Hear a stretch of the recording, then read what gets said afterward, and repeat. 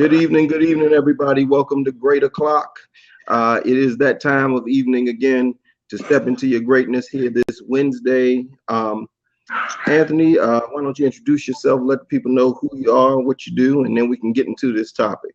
Yeah, so Anthony Vaughn, owner and founder of Creation International. I do personal development and culture development, leadership development, all that good stuff around startup companies to do the exact same thing for organizations. And finally, I do the exact same thing for network marketing companies. And then I also have a division of my company where I help develop startups and have a partnership with that as well. So I love what I do, and I'm excited about tonight. Awesome, awesome. And I am Gerald DeBose. My company is the New Wealth Order. We work in two divisions, but our main focus has been helping entrepreneurs create a winning culture and develop and implement value-driven sales and marketing strategies. That's what we do. That's how we do. So let's just get into this topic. We have a few people here. We have the lovely Miss Michelle Roberts, Diva Michelle Roberts in the house. Absolutely, my man Jonathan, another gypsy in the building. And then we have Sydney Ray was here, but she stepped out. Absolutely. Oh, I will be. Hey, man, the preacher thing. That's hilarious. If you all could do a little favor, tell a little bird, let them know we're in here. So we can make a little bit more noise up in here. That's what we're going to do. That's how we're going to do it. Tonight's topic is how to inspire leaders in your organization. I think that's a very big part, for people to feel like that they matter in your organization. You need to be able to inspire great leadership inside your organization. So, Anthony, I know this is something very near and dear to you. You said you had a couple of things you wanted to touch on, or things you wanted to address first. Well, I know we talked off air, and I just wanted to first discuss the hiring of some really substantial people and turning those people into leaders. So first and foremost, for anybody that has a company or starting a company or wants to know how you develop a tribe or a culture, you have to first lay out your own personal values. What do you truly believe in? What are you truly here to do? What's really important to you? And then compare those values to the people that you're bringing in for the interview. What do they care about the most? That's very important. I know with me, if I'm looking at their values and I'm looking at what they care about the most and it's not congruent to my bottom line goal, then as rude as it may seem, I can't bring them on. It's not that I don't care about them. It's that it will not get me towards where I want to go. But let's assume that it does and then everything works out well. Bottom line, they need to understand and believe in what I believe in. They need to understand and believe in where we're trying to go. So that's the very first step. And I know you can touch on that more, but I don't want to go too deep into it. But just understanding and knowing your value system and comparing it to the value system of the person that you're bringing in is kind of the introduction of creating a leader and creating leadership within your organization. Absolutely. So I mean, we might as well just go ahead and go into this a little bit more. The first subset of that, I feel, in how to inspire leaders in your organization, obviously, is the hiring process is remarkably important if you're trying to develop leadership and leaders in your organization. It's about the people that that you allow in, or that you are making part of your team that is helping you build your dream team. We all have a dream team, right? So you have to look at that process and how they fit into that culture, how they want to how they're going to be able to implement, whether they believe in the value that the values that you have set forth in your company, the morale, all that type of stuff. So the hiring process is the very initial phase, and it's eminently important that you have a process in place and a picture of the type of people that you want in your business. And just to touch on that, and I know you know about company avatars for marketing purposes, but I've designed avatars for the people that I want within my organization, what a leader looks like in my organization. I had to create one myself, and that's something I'll touch on very briefly. If you want to be a leader, if you want to inspire leaders, you have to be a great leader yourself. and and designing a leader avatar, if you will, and really outlining what is the values of a person that's going to be able to run this company successfully. What does a leader really look like of Creation International, of whatever the company you're going to have, and really outlining those, and again, and describing and telling that person that you're hiring those. This is what I'm expecting out of you. This is what I know you can do, and I'm going to contribute all the skill sets I possibly can to seeing you get to that level. So that's one way that you're going to show them, look, I trust in you and I care about you. And that's going to inspire them to know that someone is actually confident within their skill sets. Absolutely. That is important, you know, that you have a picture like we were just talking about. You have to have that picture in your head of who you want and what they look like and how they fit. That's the most important part. How do they fit in? You know, my hiring process is pretty tedious before I can let somebody come into my circle, because I don't personally like firing people. I prefer people that I know are going to be there for the long haul and that fit with the vision of what I am trying to accomplish, and they have a similar vision for the world and for the people that they want to help. So that is very, very, very important. You know, a lot of people's process is, hey, somebody wants a job, give them a job. It's got to be deeper than that, and that's not to be crude, that's not to be harsh on people. However, if you are trying to build something that is going to be lasting, if you are trying to build a culture that is a winning culture, which is what I talk about all the time, you have to have a very strict process of who you work with and how you work with them. My brother Dwayne is in the house. Hey, Mr. Dwayne. How you doing, brother? Good to see you, brother.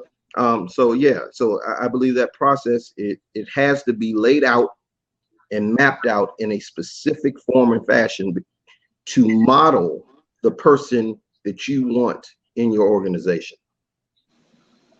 Everyone can't be in the inner court. Absolutely. Yeah. Absolutely. Diva Michelle, and we're going to bring you up here in about 1 second, because I know you're trying to bounce on us, because see, lovely ladies like to get their beauty sleep and all that stuff. So we're going to have her come up and add to this conversation, because that sister is doing some big things over there. So go ahead, Anthony. This looks like he said, what about hiring friends and family? And that kind of just runs right into what I was actually going to say. I don't have any rules when it comes to that personally. That's a little unorthodox, and it's probably going to hurt me maybe in the future, but I hire fast. But I have to make sure, again, and you're going to hear me talk about values this entire time we're on this video here. Their values have to align with where I'm trying to go. Bottom line, because if I know their values align, that means they're going to be inspired internally to work as hard as they can, because they know the bottom line goal is congruent with where I'm trying to go. So if a family member or a friend, either or, if their values are 100% aligned with where I'm trying to go, then I have no problem with that. Just kind of just answer your question. But I definitely hire fast, and I like to get a big team of people around me. Well, family and friends, that's a slippery slope a lot of times. Yeah. Just because your closest people to you are usually the ones that believe in you the least when you first start.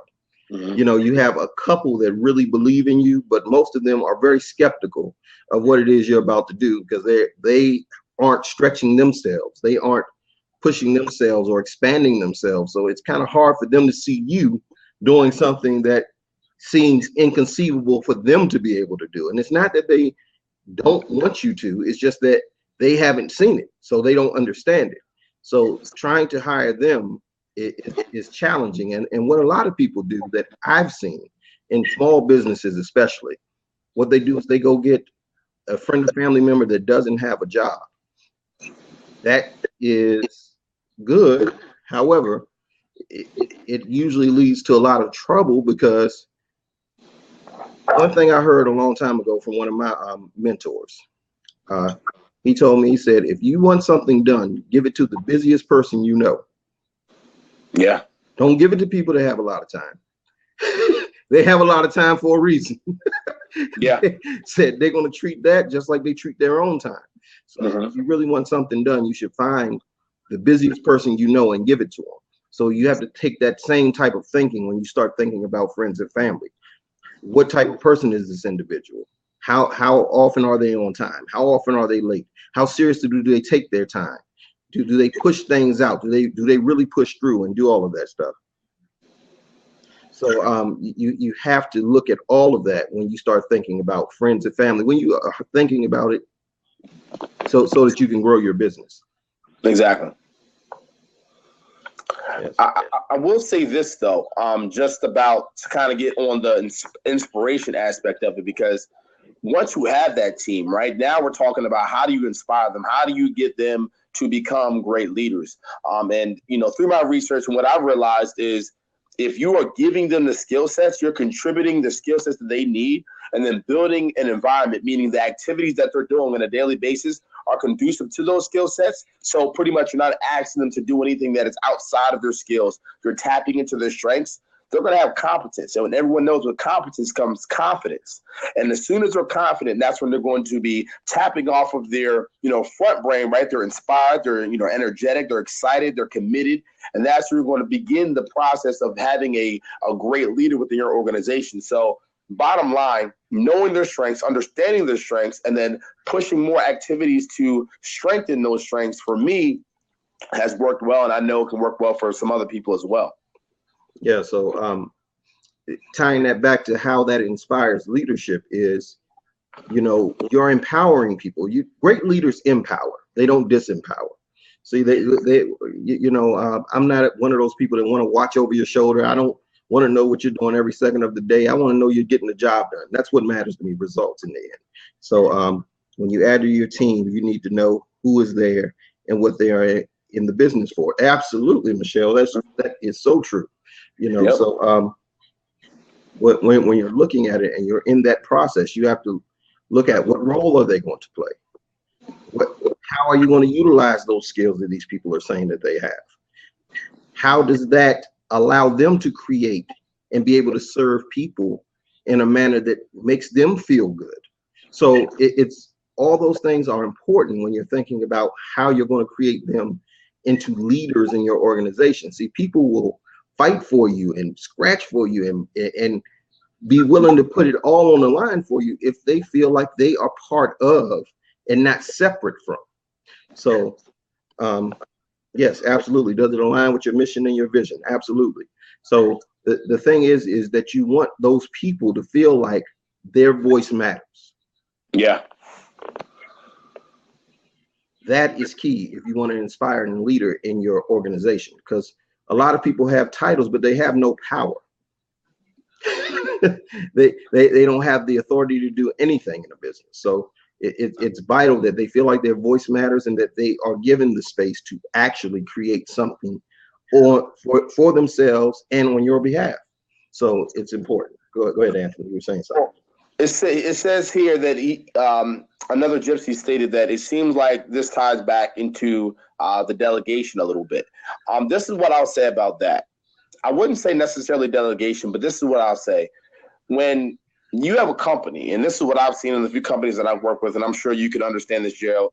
You walk into a company, you have a lot of people within that company that are not in the right position. They're not doing the right activities within that company. They're doing things that they're weaknesses. That's why they're not inspired. That's why they're not energetic. That's why they're not excited.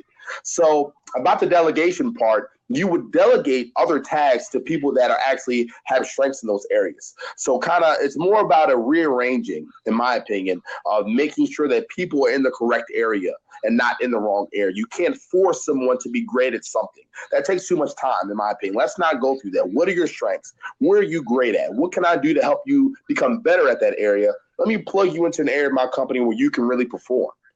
And that's really what it's about. And from my standpoint, I know, Gerald, you may have a different one, but that's what I think is important. Right. I would say, it more than delegation, it's giving them responsibility. Mm-hmm. It's not even about delegating a task. It's about allowing them to be responsible for their portion of what they're supposed to do. And everybody wants to feel like what they do for a living matters.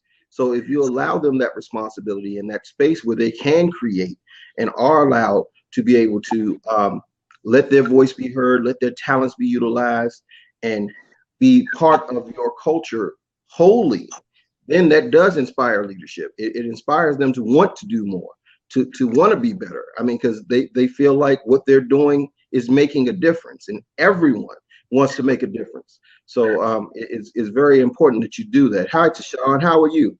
How are you? Tashawn is a phenomenal sister too, man. That's a thorough woman there, man. We have some power women up in here, man.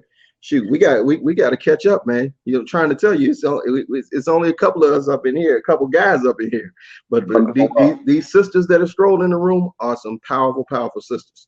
So yes, but that does that answer your question, Jonathan, about delegation?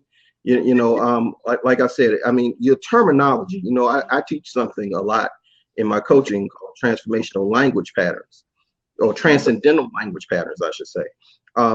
You know, versus saying that you're delegating versus you're giving them a responsibility, that makes them feel powerful. You know, it makes them feel like what they do matters versus I'm delegating something to you. You see how that feels? Mm-hmm. The difference in that feeling if somebody says they're delegating something to you, Jonathan, versus they're assigning you a responsibility. Or Gerald, you know, or you could say, and that was a good one. You could say, you know, this is a really huge task that means a lot to the overall bottom line goal of the company. I know you can deliver this. Yeah. Right. They're going to be like, oh, okay, let me get it done. Absolutely. It's all in the wording, man. It's very important. And the second thing you wanted to touch on, Anthony, and then I want to bring Michelle or Tashawn up before they both may have to step out. But go ahead. What were you about the second thing you wanted to talk about in that process? Oh, training. The second thing, obviously. If you want to create and inspire leaders in your organization, you have to give them consistent training and the proper tools to be able to perform the task that you would like them to perform. See, a lot of companies hire and then they just leave people and leave them at the cubicle or at that desk and never go back into retraining or advanced training. Training has to be consistent if you want to inspire leaders in your organization. Yep. Because growth is vital to life. If you aren't growing, you're dying. So if you put people in a job where they are stagnated for years and years, you're killing them slowly. And just a touch on the training. And again, I hope this doesn't seem too unorthodox, and I urge everyone to try it. But I personally, some of the people that I just hired not too long ago, I personally train with them. So train my mind with them, train the techniques, the tactics, the tools of the business with them. Just because I'm a leader, just because I own the company does not give me any ability to not do this. I want them to see that I'm willing to grow just like they're willing to grow. I want them to see that I am not perfect and I have room to grow. I have things I need to improve on as well. So that is a way that I see it has inspired people. I had a guy text me yesterday and said, I'm really shocked that, you actually were in this room with me learning this, neuroscience stuff, learning this leadership stuff along with me. And I said, that's my job. I'm not making $1 billion. I'm not an expert. And we'll get into that later, Gerald. Absolutely. Yeah. Oh my gosh. I'm not 100% accurate on everything. I need to learn just like you. And we're in this together. And as fluffy and as airy-fairy as that sounds, people love to hear that because you know the core basic needs of a human. Everyone loves to feel like they're contributing to something or mattering to some degree. So, yeah, he did say fluffy. But some people think I'm in this like Zen doll. I'm just a really happy guy. I promote happiness. That's what it's about. So yeah. I mean, I'm all for people being happy, but even more so, I'm about them being fulfilled and enjoying what it is they do and how they are part of whatever it is that we are doing together. Cool. Very fluffy. Yeah. It's pretty funny. We got Diva Michelle, Diva or Tashawn. Would you all like to come up and give your take on how you feel you inspire leaders? Now I know Tashawn has done a lot of different things, so she always has a lot of stuff to say. I've seen her a few times. She's gonna blow your head off now, and just get ready now. Hey Tashawn, how are you? How you doing? Hey, how are you doing? Oh, well. I'm laughing because Creation DNA. What is your real name, sir? I didn't get it from the beginning. I know Gerald. Hi, Gerald. Hey. So he said fluffy. Yeah, yes, I said fluffy. I like fluffy. I mean, the fact that you can make fluffy not seem so fluffy, right? I just think both. Look at this. Beautiful sisters. We just made this board a lot more beautiful. But go ahead, Anthony. I apologize. But it's cool. I like what you were saying. You definitely got to get in the trenches with people that you work with, right?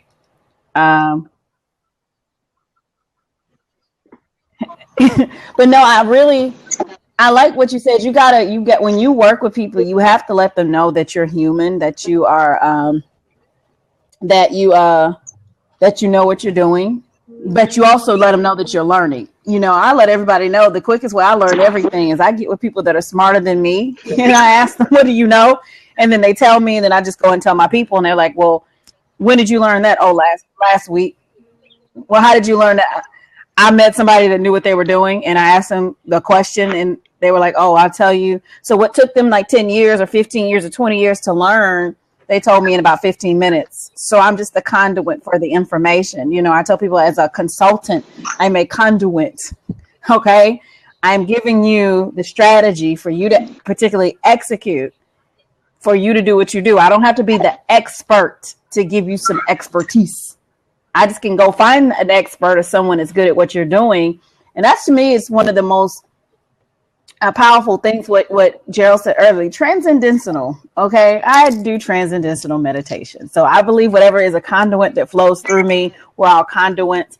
Everybody's a hub of experience and expertise. Yeah. I just don't know what you have. And the only way that I'm going to find out is if I ask you, and I do a lot of asking, right? And I do a lot of ask everything. Like, for example, it says Creation CNA. Creation CNA. Where did that come from? I'm curious. And not accepting anything in your life, any difficulties, so that's where that came from. Yes. Baltimore, Maryland. Love it. See, I'm just curious, where are you located out of? Baltimore, out of the DMV area. Okay. Be more in the house. Okay. Well, I'm just curious. I like this great o'clock with you guys, Inspire. You guys on here doing stuff. I like Fluffy. That was just Fluffy. Yeah. I mean, no, seriously, that just caught my attention. Like, that's cool. Like, you get, I use the word fluff. I don't like doing fluff with people. I hate giving people fluff and stuff. People want to give people fluff and stuff. And I'm like, you may not want to get on any of my periscopes and blabs because I'm like, we've been grown a long time ago. Like, you want somebody to tell you some magic spell or some potion, and they want to sell you the cotton candy version of it. I'm like, cotton candy is just like cotton candy. It disappears if you eat it. Very similar. I talk and now it's gone. And they give you the cotton candy version of everything. Yeah. Gummy bears, because gummy bears are sweet. They're colorful. They're shiny. They look good. Gummy bears. 10 pounds of them, and you'll never be full because they have no substance. Exactly. So. I like that. See, I don't like them. But you wouldn't want it in your business, though. That's true. I love gummy bears, actually. Love gummy. All right. No, you don't. I don't want no gummy bears and no cotton candy. That is a tweetable. Hey, what's going on? How are you, Queen? I am awesome. I'm winding down. I have been up since 4:30. I am too, because I've been up since 4:45, getting ready to go to bed now in a few minutes. That's why I jumped on in, because I'm going to jump on off. But I love the things that you guys are saying. One of the things, especially, I'm a consultant as well, but on my job, I'm a team lead, IT consultant. So I always have people on my team that bring various skills to our team. And so I hire them for those particular skills. However, I don't limit them to just that particular skill. You see what I'm saying? If I see somebody has some other leadership skills, or they can run the Scrum meeting for me in the morning, then I'll let them run the Scrum meeting. I'm not going to lose all of my stuff. You know what I'm saying? And then if they have additional questions, and I see that they want to go, to another level, and they have the potential to do that, then as a great leader, then I'm going to groom them and help them to get along to that next level. Because I'm not afraid of I'm not afraid of nobody hey, push me on up or push me on out if you can do that. You see what I'm saying? Exactly. It just makes me a greater leader. So I just kind of wanted to add that. And it's their strengths, right? So if they have a strength that you didn't see initially, you allow them to flourish in that strength as well. Exactly. And like Tashawn said, I also learn from them because a lot of times, a lot of them are very tech savvy because they're always trying to keep their certs up and this, that, and the other. And so they're bringing other things like Angular and different things that we hadn't thought about using, to develop particular things in our systems. But they're coming with this new knowledge. And so we don't, I'm like, no, let's listen. Let's see how it's going to, can it, integrate what we are already doing. So a lot of times, because that's how I got on Blab. That's how I got on Periscope, because somebody on my team was already knew about this new stuff. They knew about Meerkat. They knew about Flame something and all these. It's like other platforms besides Blab that people are doing as well. And I was just like, okay, I just happen to like Blab a little bit more than some of the other ones. But you have to be open, like Tashawn said, to learning from your team, gleaning. I'm not going to let you write a book for me, but I'm going to let you give me the highlights, glean it, get it, and go. Exactly. I'll give you guys a quick little creative tip or note here, if you will, because I do a lot of neuropsychology, social psychology research. A lot of my research assistants give me information. So this is what they gave me not too long ago. You good? So we have 40,000 thoughts every single day. And unless we have open-ended questions, so unless we are, like you said, asking other people, how do we do this, or listening to other people, literally our lives and the, actions and the behaviors and all the things about our lives will be exactly the same every single day until we ask, how can we get better? How can we improve? Can I listen to you? What can you teach me? So I don't think enough people ask questions. I don't think enough people try to figure out ways to get better. I think a lot of people are stagnant, and that's why you literally see their income hitting walls in the world of an entrepreneur world where there is no walls. Exactly. So I thought that was interesting. 40,000 thoughts literally will be the exact same until you start asking open-ended questions. And I think all companies should really build a culture where, hey, start asking questions. Like I beg you to, I'm forcing you to ask questions, please, because it's going to move the needle. You know what I mean? I want to co-sign on that. It's funny that you were saying that because I really didn't ask the question. I just got on because I like what was being said. But you talk about inspiring your leaders. Ask. I create environments that everyone who's with me, clients, they have to think. Mm-hmm. My whole training is a thinking course. You have to think. I'm not going to think for you. I stopped doing that. There's too much. I can't. It's too much. People want you to think for them, or even they pay you to think for them, and you have all now these thoughts in your head, and then they don't end up getting the results that they want because the creation was really done within their own head. So one of the things I tell people to inspire them to as great leaders, it isn't necessarily the thinking. I do a lot of thinking. I'm a natural thinker. So I always tell people, I might be kind of different. My personality type is I'm an analytic. So I can't stop thinking. Okay. I have to work on, I was laughing at Gerald talked about transcendental meditation. I would do that to stop thinking sometimes. Look at you all clear now. Hallelujah. But you have to ask those questions. But to inspire leaders in your organization, just to quickly answer that question, I do what I say I'm going to do. And I do exactly what I say I'm going to do. And then I do exactly what I say I'm going to do. And whether they do it or not. And so what happens is a lot of times, you can ask anyone that works with me, even when I have to be a little tough, I'm always like, okay, well, what's the problem? Why can't you do it? I did what I say I'm going to do. I told you what I'm going to do. I'm going to go focus and do it. And then I let them know, we map out a plan to say, okay, you can do this. This is based on your strengths. These are your strengths. This is what you said you're going to do. We create the environment that not only enhances their strengths, but I execute. So I'm like, okay, I inspire through my actions. I don't always inspire through my words. My words are not that inspirational. I tell people, I said, okay, you're going to do it or you're not going to do it. You know, if you say you're going to do 5, do 5. If you're going to say you're going to do 10, do 10. If you can't do 10 right now, knock it down. Let's work on 5. Then we can kind of work in increments to get you to 7. But don't tell me you can't do something. You just don't want to do it. That's fine. Be honest. That's my thing. But, you know, be human. We good, but, you know, and so just do what you say you're going to do. Do something. Do it. Just do something. And then that all comes back to your values. Hey, Carlton. People all the time, family members, friends.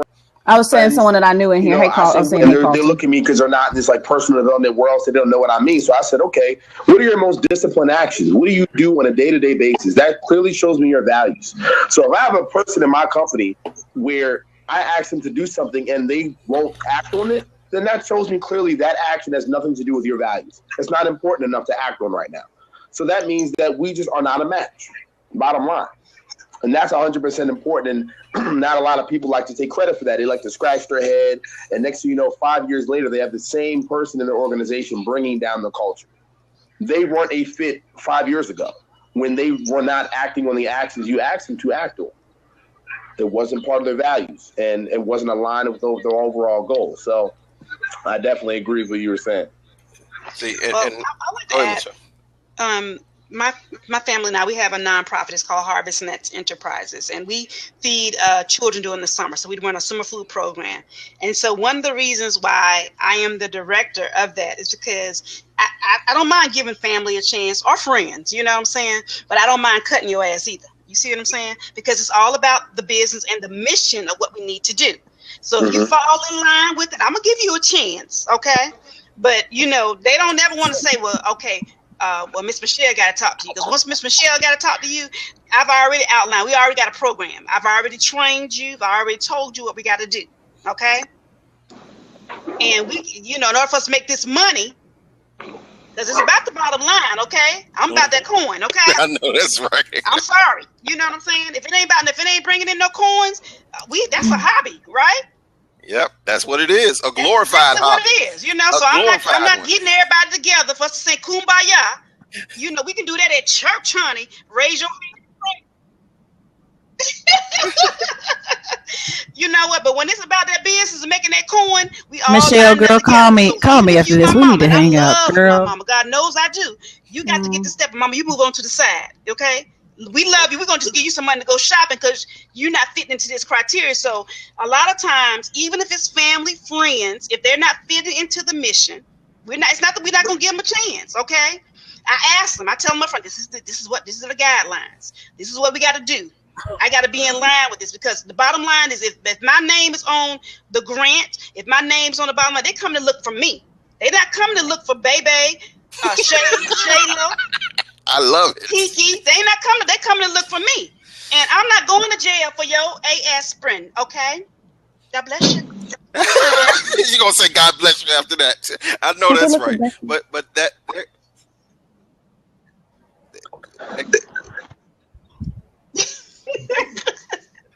I love it. I mean, I'm glad I just jumped on here. I'm feeling so inspired. Listen, okay. Let me just tell you something. I get up at 4:30. Yes, we need to talk. I was at 4:30. Girl, Diva, I hope I see you tomorrow. Scope. Listen, we need to talk. We need to talk. That's that Georgia right there. Oh, y'all. We need to talk.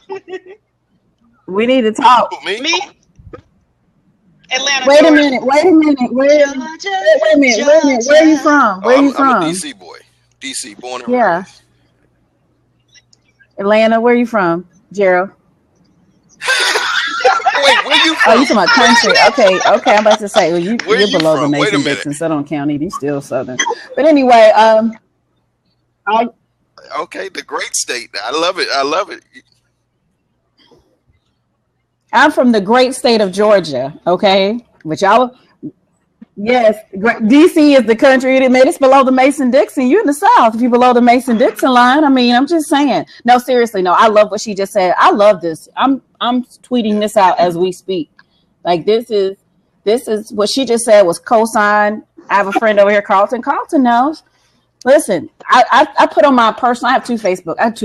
I have two of everything, and because I have my personal friends that I went to college with and the things that they do, and I promote a lot for them for stuff that I do. But Business we don't talk about because they didn't want to talk about it when I was in college to talk about it. So I've had to kind of separate. I don't recommend everybody have two Facebook, but today it was funny because my conversation was, if you're not paying or paying attention, I don't have anything to talk about. Those are my 2016 conversations. If you're not paying or paying attention, I don't have anything to talk about. And it's not because I'm mean and I do it. I hear it sometimes when I hear people do it from an arrogance. I'm not doing that. But after rehabilitating from an accident for 2 years, I only have a finite amount of energy. I'm a little bit older now. I can feel some of these different feelings. I was like, I don't feel the kind of energy I used to have. Like, and if you don't want to give that energy, that direction, that kind of patience. And what he said earlier was, we're just not a good fit. Everyone is not your flavor. I'm not everybody's flavor. That's okay. There's 7 billion people. I can't be everybody's flavor. It's too much. It would be too much work if everybody, I gave the Biscuit scenario. If everybody liked you, you would be overwhelmed. If everybody could work with you, you would be tired. You know, other things couldn't happen. But he said it best. It's not your, I think it just took me the past 2 years, and I realized, like, man, it took me all this time. I'm gonna get productive, but it took me other times to get other people. Like, what do you mean you don't want to produce? You're an eagle that's I couldn't understand that. And it's not that they were turkeys when you first met them. You know, it's sometimes you outgrow your circle, and it's just that simple. You know that as you grow further and further, you outgrow circles. You have to constantly be expanding. You know, you can't take everybody with you, you know, and that's unfortunately what a lot of us do, especially when we've come from I came from less than fortunate circumstances initially. I'll just say that. So coming from there, the thing is, I need to pull everybody with you. But when you pulling, it's hard to pull and push at the same time. So people have to understand that you have to let go so that you can go back after you've been okay and get the ones that are ready. Because some of them aren't going to be ready even when you come back. And I personally, we're not going to get into it because this is a life coaching session here, but that's something, you know, off the record, we'll talk about, Gerald, that I've been dealing with these past few days is the consensus tracking that I'm seeing with all millionaires, billionaires, very successful athletes, very successful people is focus.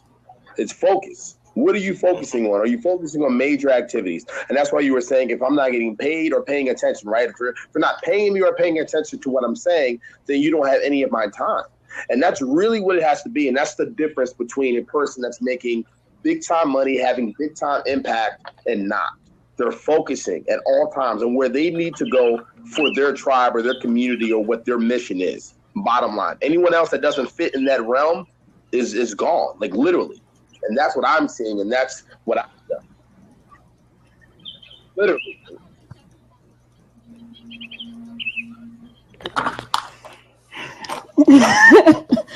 I'm having to cut people, and the thing is that it took getting hurt to, like last year. I'm actually the social media manager for my National Alumni Association, and I haven't posted hardly a thing because I'm like, I'm not focused with you guys right now. I love you. I love my alumni, but I'm not focused with you guys. Last year, I met up with 3 girlfriends. We had been friends since freshman year. And it was the first time in 15 years, you guys, that we were sitting on a couch. And I realized this is the first time in 15 years we sat on a couch together. And one of my friends said something so powerful, and it was that paradigm shift. She said, I'm so glad you waited for us to catch up. And it really made me mad. Like, I didn't wait for y'all. I didn't wait for you. And then I realized after all the things I'd done, the successes that I had, our incomes were different, mine a little bit more, but not at the rate it should be for what I was doing. I had been dumbing myself down to keep old friends because they liked me, because I was accepted. I didn't dumb down my income, but I realized it had such a profound compounding fact for my income. It did, and my lifestyle, just so I could be relatively close to what my peers were doing, because I hadn't realized what was beyond that. And it changed And that's where the coaching started. I said, people got three choices with me. You got three choices. Where we all met like right here. You either gonna come with me, you gonna catch up, or you gonna come back. Yeah, that's it. But wherever we meet up again, that's where I'll be. You'll figure out if you're gonna meet me there. You have to qualify to get there. And the biggest lie that's ever told to you in your head, to your friends, is that in the subconsciously, that you're going to be alone, that you're going to be lonely. You won't have a relationship. Let me tell you guys, that's the biggest lie ever. Because when you ascend to the next level, somebody's been waiting for you to get there because they're lonely too. They'll be like, man, I've been waiting for you to get here. What took you so long? You're like, wait a minute. Is some of y'all there waiting for me? Yes. And that was 1 year ago. Yeah, and it'll be a year, November 1st. And I'm like, we all, especially waited for y'all? need that shaking sometimes. Like, waited. See, all my friends, well, they said I left a long time ago. They're like, gee, on some other stuff. See, the one thing I tell people. Okay, first I want to say what 43 Face said, because that was a great thing he said. He said you have to find the trigger, and understand why they wanted to join your company. I hire fast and fire fast. That's what Anthony was talking about. But I will end up making my team the best. All my staff makes great money because I teach them to own their motives. Exactly. So cut the dead wood, no ifs, ands, or buts. But the one thing I always tell people, I say, look, you have to look at it like this. If your friends and family that have known you all your life, when you start heading towards your true purpose, don't think you're crazy, you ain't living your purpose. No. They need to think you're crazy. They need to think you're absolutely that shit crazy. Excuse my French. They need to think you have lost the better part of your mind. Because if you still seem like the exact same person that you were 5 years ago, 10 years ago to them, you not doing what you're supposed to be doing. Hi, guys. How you doing? Hey, how you doing, brother? Good. And Gerald, you made a really good point. It's crazy, G. It's funny because they said I waited on them. I'm like, how did I wait on you? And then I realized I got in an accident and I rehabilitated for 3 years. And I'm like, no, you. And it was like, what you just said? I didn't wait on you. You caught up when I left. I've been gone. And we hadn't been on the couch in 15 years because I hadn't been doing anything with y'all in 15 years. I don't come to the parties. I don't do the clubs. I wasn't doing any of that. And I'm like, well, dang, y'all done caught up in 3 years. I'm not doing Absolutely. As much as I could be doing just because I'm doing a lot better than you all. And that was something I realized I'm not 10Xing it. And so I start connecting with Grant Cardone and his people and talking to Grant. When I started personally talking to Grant Cardone, I was like, oh, okay. This is what really happened. And, people, laying into you. And in the process of going through that rehabilitation, I tell people, rehabilitation, getting hurt in an accident, having to work with a psychotherapist, having someone you really talk to. She said, I worked with her because my mentor told me to go to her. And she's like, I coach actually multimillionaires and billionaires because they don't have anybody to talk to. They still have problems. They just don't have your problems. They need somebody to talk to. And she said, that's what I do. And I'm like, she said, nobody I coach makes less than $1 million. Or they have the mindset to do it because they don't think the same and they can't talk to most people because you guys will start telling them stuff that'll just completely retard their growth. They can't talk to you. And it's nothing different. So when I started working with her after the accident, she said some things. I was just like, I don't think like that. I've never thought like that. I'm the black sheep in my family. They think I'm crazy. Well, when you are so different and your mind and your heart is expanding to the point where you walking in purpose, you look like a person with 6 heads to them. That's what shocks them. But exactly. Okay. And I don't bother me. It's not even a phase. I'm sorry, I'm about to jump off. Mr. Creation CNA, what was your real name again? I didn't get it. Nice to meet you as well. Hi, Anthony. It's so lovely to meet you. Here you go. Anthony, has anybody ever told you look like Kanye West? You're handsome. I just want to know, has anyone ever told you like Kanye West? Because I love Kanye because he's crazy. I love him, but he speaks some real truth. Kanye be telling some real sometimes. You know, he does some other weird, strange things, but that's okay. Creative people do that. But Kanye says some real stuff. So I don't know if anyone's ever told you like Kanye West. A lot. Well, listen, you guys, you said that's the deacon. You guys are so funny. But no, Gerald, you guys got to come on. Hey, listen, I'm going to be doing, I did it Monday. Every last Monday of every month, I have a blab on my blab show I do. And we do what's called Men Creative Mastermind, where we come on and we bring the men take us out for the month, right? So I'd love for you guys to come on. Come over to some of the blabs. I know. It's not gender specific. We don't do any bashing. We don't do any of those things over there. You know, I don't do black. You know, I don't do bashing. But you know, I'll tell you the truth. I'm gonna tell you 100. You may not like it. Coming to the circle. That's all. It's got to be real. You know, because you see the kind of guys I'm surrounded by. That's how I grew up. So you know, if you think it's tough, I'm like, well, maybe you've never been around any grown men before. Because I'm not tough. I'm actually funny. I'm not tough at all. I'm like. That's how I grew up, you know. So I love you guys. You guys are amazing, wonderful. But Anthony, it's so lovely to meet you. I'm following you. Love the DMV, right? Are you going to be kicking it at Howard Homecoming? I'm be up there. I was going to go. I had to reschedule some stuff. I can't. Nobody's paying for me to cover Howard's Homecoming. I rescheduled. They were like, "Are you going to come and cover it? Are you paying? Are you got a budget?" They were like, "No." So I'm like, "No, I won't be there." You too. But I'm gonna miss it this time. But it was so much fun. But you guys have a wonderful night. I got to do some more blab hopping. I'm gonna go. I know one show and you got Empire. 7 minutes. I will say I know that's why I have one little. Jump out. I only got one show. I got 2 shows I watched: Empire and The Blacklist. And the Blacklist. Oh, that's my favorite. The Blacklist. That's my show. Thank you so much. If I had Red Reddington had my back, please, you would be able to tell me nothing. So. Love you, sis. Love you guys. All right, you too. All right. Jabron, you have waited patiently, my brother. How are you, man? Hi, Nate. I just wanted just to hop in about a point you made earlier on about Joel about you know where you are and moving away from friends or advancing in your careers and what you're doing and having that sort of social pressure. My background was I was very driven. So at the age of 14, I knew what I was going to do.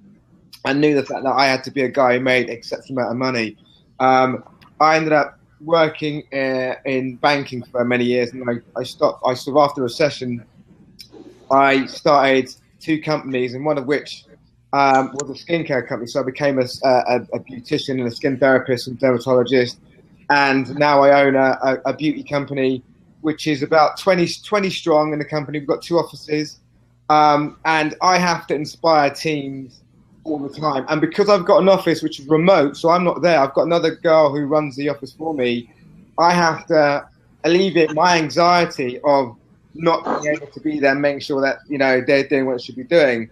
But, you know, I think the focus is, and just from my experiences, I don't really worry about other people that much. I think if you have no ownership of yourself, know who you are, accept every facet of who you are as a being, because that allows you to strive through and just dominate what you're doing. I mean, you know, it's all about making money and having our goals and having our focuses, and that's crucial. But I think there are a lot of fakepreneurs out there. I think there are a lot of guys out there who are very fake, who who want to be an entrepreneur for this because it looks cool and it's very fashionable, and you know, they give all the good kind of speak and a good cliche. But actually, when it comes down to it, they haven't been through the tough times, and they haven't been to the point of having to actually start from zero, fire people when you don't have, you know, when you've got to make some tough decisions, you know, raising money, all these things that make you into the powerful business that you should be doing.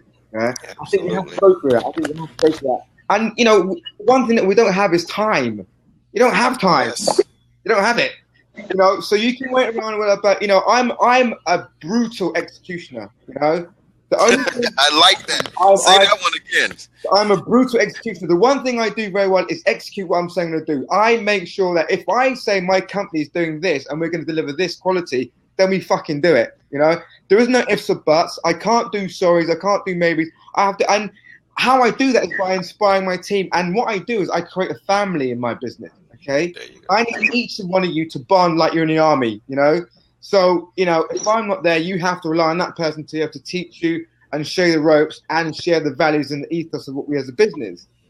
And I think being a leader is a very, very important role. And there's so many dynamics to that, from some of the, you know, the emotional side of it to some of the hard times of it. And anybody in business who's ever had a successful business will tell you that, you know, you can't do everything. You know, Lord knows. That's why, man. Okay, let me just say this, and I'm gonna let you keep going. That's why I tell people this whole little term that people are using, solopreneur. Yeah, we're talking about business. That's bull. It's no solopreneur in this world. You know, a solopreneur. That means I was a solopreneur when I was 14, selling cookies and you know what I mean. You know, jacking cars and I mean, no, the thing about it is we because it's become such a term now, and it's become like an entrepreneur, and there's so much content out there about. You know, he's meant to Grant Cardone or Gary Vaynerchuk, and it's become, you know, it's a fashionable thing to do. It isn't. At the end of the day, you've got to run a business and you've got to make money. Okay, that's the bottom line. And you know, I've lost businesses, I've made businesses, I've made huge amounts of money and lost huge amounts of money. And I know how it works.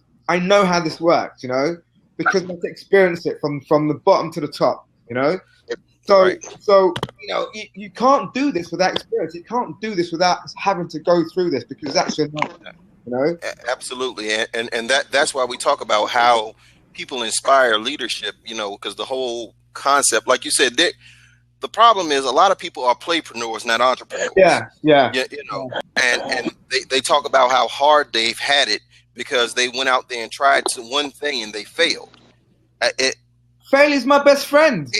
I was going to say, here's the thing, and then I'll let Anthony chime in real quick. Yeah. But what people fail to realize is that in order for you to even quit, you have to do something. You have to have done something in order. You have to earn the right to quit. You can't just say, you know, hey, you know, I tried and I quit. What did you do? And they can't ever explain to you what they did. Yeah. So I'm like, what did you do? You was what? What did you do? If you did something, you know what you did. So why is it that you can't get out your mouth what you did? So don't tell me that you quit. Yeah. You never started. They confuse non-starters with quitters. Quitters actually have done something. You had to do something to quit. You can't say you quit after 2 weeks. You just, oh yeah. You know what it is, guys, and I know both of you are older than me, and not saying that you guys are old, but you're older than me. I can speak for the younger generation, right? I'm 24. I'm on my second company. Well, essentially I got 4, but realistically, I've done something with 2. And like you said, I've done something, right? But I can say that a lot of the younger crowd these days, they're looking for instant gratification. And just to go along with what you were saying, Gerald, they'll try something for 6 months, a year. You cannot try a business for 6 months, a year, and expect to make $1 million. It doesn't work that way. You cannot keep looking at Mark Zuckerberg, can't keep looking at all these guys that, you know, sat in their laboratory and made a beautiful app and boom, got $1 billion evaluation on it. It doesn't work that way. Yeah. Those guys are thinking about that plan year after year after year. Like, Mark Zuckerberg supposedly tried like 50 times before it actually clicked, you know, so there's a lot of young people, because I'm 24, so there's a lot of young people in my age demographic that are, oh, well, I tried for 6 months. I tried to get a team together. I tried to understand the market. No, you didn't. You did not try. Try for 5 years. Try for 3 years, right? Do that. Actually make some money, lose some money, have some bumps and bruises. Then if 5 years down the road, 3 years down the road, you're like, maybe this particular business isn't working, then ask questions and refine it, right? Yeah. Because if you really want to be an entrepreneur, that's what it comes down to is testing. You're like a scientist. Yeah. Got to test it. It's absolutely. I mean, and the thing I talk to my clients about you know, when we first started coaching, and they say they want to start a business, especially with the SBA people I deal with, you know, they're just getting in business, you know, they're just starting it. And I say, well, look, you do realize that this is a marathon, not a sprint. Yeah. I don't care what type of tools and stuff I give you. The first 3 years of your business are going to be very challenging. Yeah. Very challenging. I'm not saying you're not going to be successful, not saying you're not going to make money. There are going to be some serious challenges that you have to be prepared for. All right, Anthony, thank you, man. Thank you, buddy.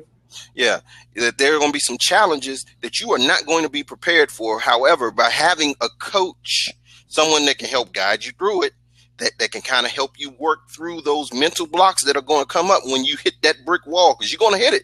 Yeah. You're going to hit, and you're going to hit it more than once. So that's what you need, because 6 months is not going to build you a business. No. You know, unfortunately. No. All these people that had these overnight success stories that these that these people look at really been doing it for years. They don't see that. They don't exactly what people mistake is, you know, all of a sudden they see this guy on YouTube now who's, you know, giving the speeches, and all of a sudden they find out he's worth, you know, $100 million or $20 million, or the artists or acts on TV who hit the headlines. What people don't realize is that they've been doing this for 5, 6, 7 years, 10, 11 years before they made it big. You know, they have to persevere, and I think the perseverance is really important. You know, for me, it's the sort of epiphany for me was finding something I really loved. You know, and when it was a wake up call. I realized that actually, when I completely thought about all aspects of my business, what I'm doing as a person, who I am, and the motives of why I'm doing it, I found actually I love this. And then the success followed in a way. You know, it was easier for me because I had a purpose, I had a vision. And that is what I talk about. You froze, brother. Okay, you froze. Maybe you come right back. You froze up for a second. Vision, I had a goal. You know, but I think it's really work out if this is for you. And I think people lie to themselves and not honest enough. I think you have to really own who you are completely and understand what your own motivations and processes are. And because you've got to be honest with yourself. If you realize you can't do this, then don't do it. You know, you've got to take a break and give yourself a real honest challenge that you think you can actually attain. Yeah. See, now that's one thing. Here's the thing. See, people always talk about mindset, especially in this personal development space where we're working with people. You hear that so much, mindset. However, you said something that actually we were talking about last week. I'm always about what's your heart set on. Yeah. Because your mind can never stop your first of all, people need to separate the brain, mind, and the heart. Yeah. Those are 3 separate things. But when people talk mindset, they're talking about how you're thinking. So they're talking about your logic. Yeah. So if your heart is set on something, there's nothing your brain can do to stop it. Yeah. That's the one thing in your body that your brain has no control over. Your brain can never tell your heart, stop beating. Yeah. Your brain can never tell your heart. You can try it. You can say, stop feeling. You're not going to stop feeling. So if you are able to take something and put your heart behind it, guess what? All those mental blocks you'll overcome.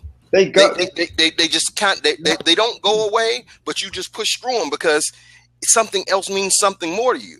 And if anybody ever needs proof of that, just think about bad relationships. Yeah. We've all had them, and you know you don't want to talk to this person. You're like, I'm not going to answer the phone. I don't want to see him. But the minute that phone rings, what do you do? Exactly.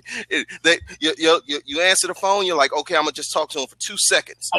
2 hours later. Seconds, and then 2 hours later, and then they're like, come over, and you're like, I don't want to see you. And then next thing you know, the next day you're over there. So if you ever needed proof that your brain can't stop your heart, just think about those relationships. Absolutely, and you know, and also sometimes we focus on a small thing, as you said about the marathon. You know, if we focus on some of the smaller things and hurdles, we lose sight of the bigger goal, really. And you know, I think it's important to audit ourselves every few months to see if we're still on track. But you know, if you've got a bigger vision, and having the bigger vision is important. I think sometimes we're afraid to think big because we think that, you know, personally it's unattainable, or we can't do it, or you know, we don't deserve it for some reason. I think it's important that you think big. I think it's important that you try, aim for the moon and hit a star, but Right. give yourself, but focus on the bigger term, because sometimes I focus on the end goal and I don't realize I've knocked over a few hurdles in my way because I wasn't focused on the hurdles. I was focused on the bigger. I was looking over the hurdles.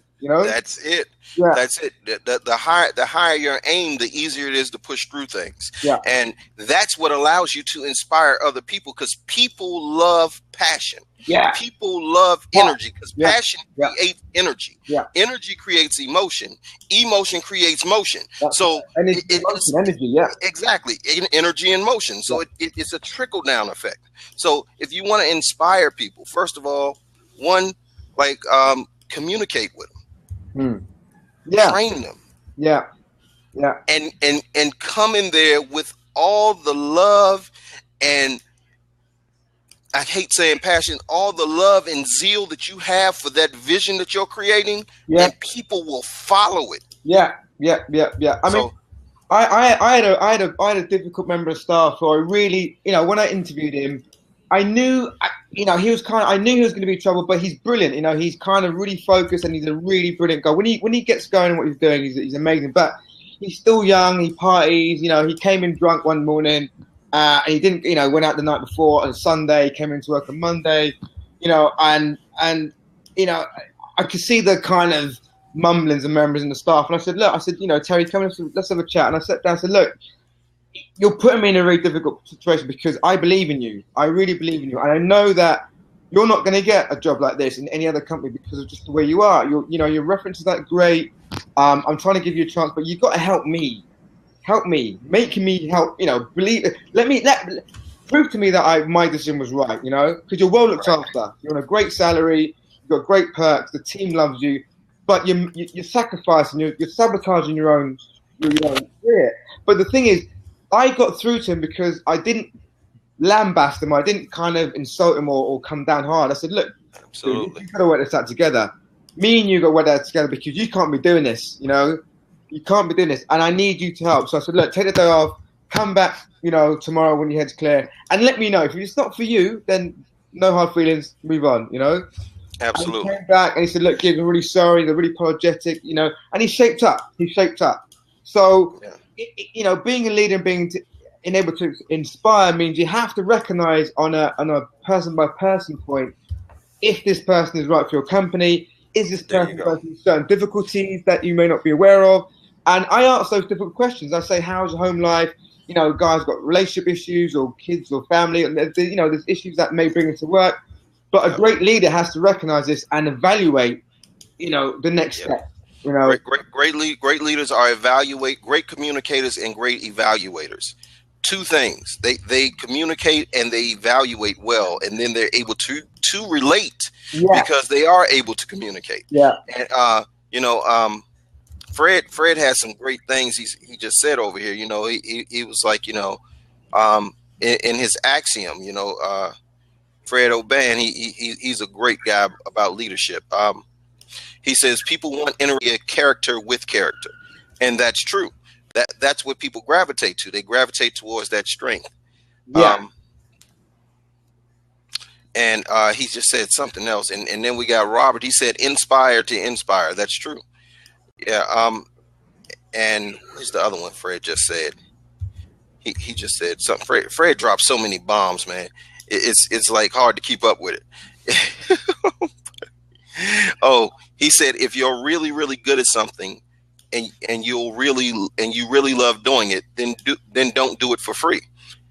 That's a big deal, and here's the thing about inspiring leadership, man. Like I said, if you want to inspire leaders, empower people, give them responsibility, allow them to have responsibility.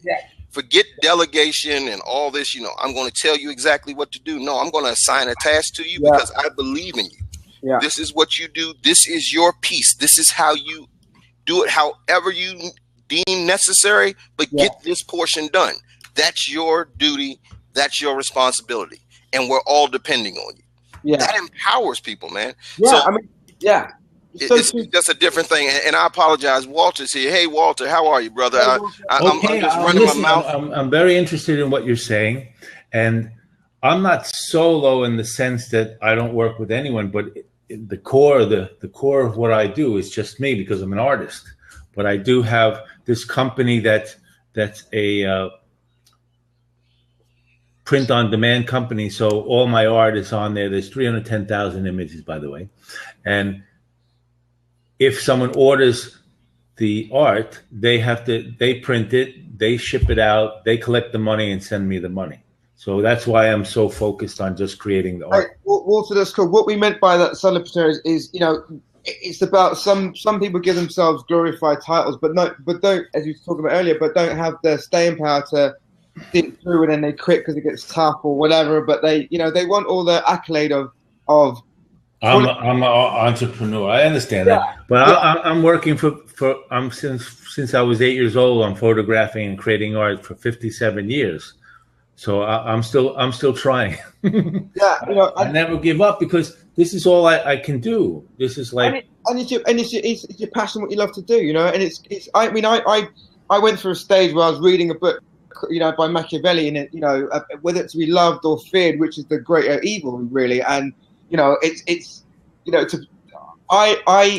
taken me a while to finally get the staff that I'm really, really gelling with, and we're really moving forward with, because hiring staff is hard work. It's difficult because I hired one girl who I thought was really great, and then I had to let her go. But I've stopped being a nice guy anymore. I've stopped kind of like letting just the dead wood roll on. I've gone, right, sorry, you got to go. So you learn, right? You learn. Yeah, 3 months.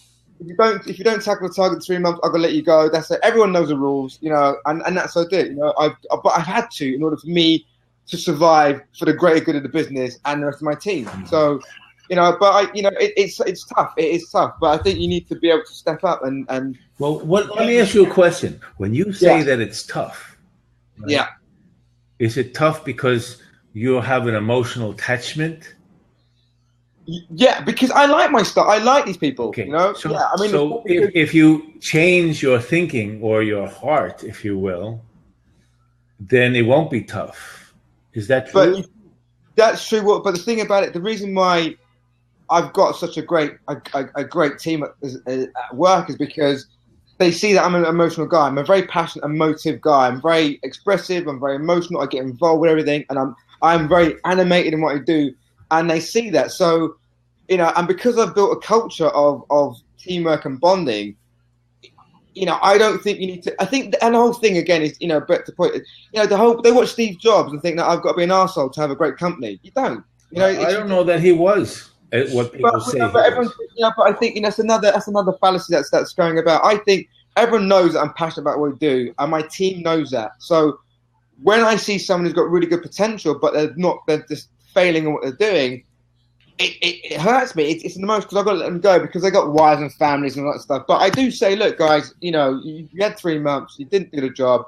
Give me, I'll say, look, I'll give you another week to prove it. If you don't buckle up and show me, then you're gone. But I give you the rope to hang yourself, Mm-hmm. Yeah. I give you the rope to hang yourself. I give you all the tools needed for you to be a great success. But if you can't step up and do that, it's not me, I'm not pulling the trigger. You've done that. So, I've had no staff have come back saying, "Oh, gives you an arsehole and you're this and that." They've come back and said, "Gives, what, fair play. I've screwed up. I'm out of here later." And I've gone, right, let's move on. I have a question. You treat them like they're grown people, and that's what people can appreciate. Yeah, nobody wants to be treated like a kid. So we have a couple of things over here. Go ahead, Walter. Ask your question. If I was your employee, right? You're the employer. If I was your employee and you saw that I wasn't doing up to what you wanted it to be, right? Yeah.